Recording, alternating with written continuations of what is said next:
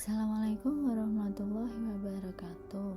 Saya Fitria Rahman India dari peserta Latsar Kantor Kementerian Agama Kabupaten Tegal. Kita kembali lagi dalam materi yang kedua, yaitu isu-isu analisis kontemporer. Di sini saya akan menjelaskan tentang isu-isu kontemporer. Perubahan adalah suatu tindakan yang tidak bisa dihindari dan menjadi bagian dari perjalanan peradaban manusia. Kontemporer yang dimaksud di sini adalah suatu hal yang modern yang eksis dan terjadi dan masih berlangsung sampai sekarang, atau segala hal yang berkaitan dengan saat ini. Perubahan lingkungan strategis ditinjau dari pandangan Uri Bronfenbrenner.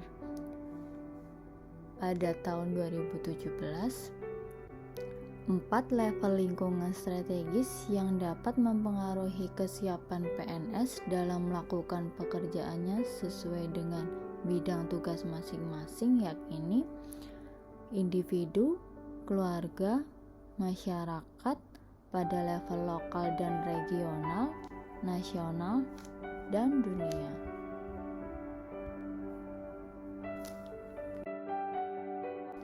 Isu-isu strategis kontemporer pada saat ini, konsep negara, bangsa, dan nasionalisme dalam konteks Indonesia sedang berhadapan dengan dilema antara globalisasi dan etnik nasionalisme yang harus disadari sebagai perubahan lingkungan yang strategis. Termasuk di dalamnya terjadi pergeseran pengertian tentang nasionalisme yang berorientasi kepada pasar atau ekonomi global. Dengan menggunakan logika sederhana, pada tahun 2020 diperkirakan jumlah penduduk dunia akan mencapai 10 miliar dan akan terus bertambah, dan sementara sumber daya alam serta tempat tinggal tetap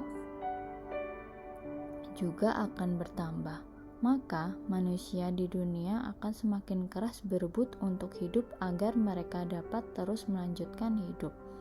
Pada perubahan ini perlu disadari bahwa globalisasi dengan pasar bebasnya sebenarnya adalah sesuatu yang tidak terhindarkan dan bentuk dari konsekuensi logis dari interaksi peradaban dan bangsa.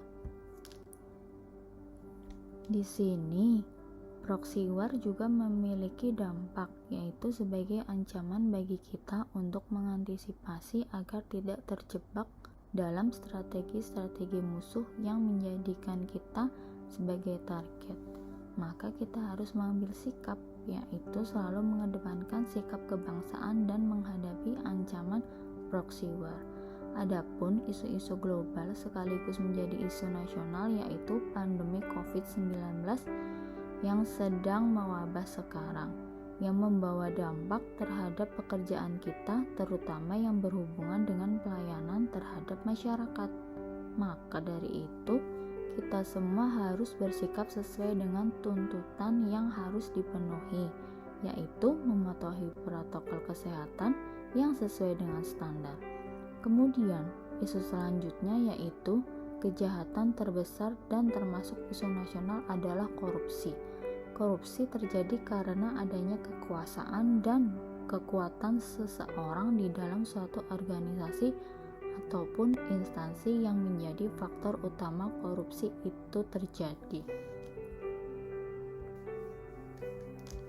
Kita sebagai calon ASN jangan sampai menjadi sumber isu atau masalah yang akan diselesaikan oleh pihak lain, dan para calon ASN merupakan agen-agen perubahan yang harus bisa menjadi solusi atas masalah-masalah yang ada di sekitar kita.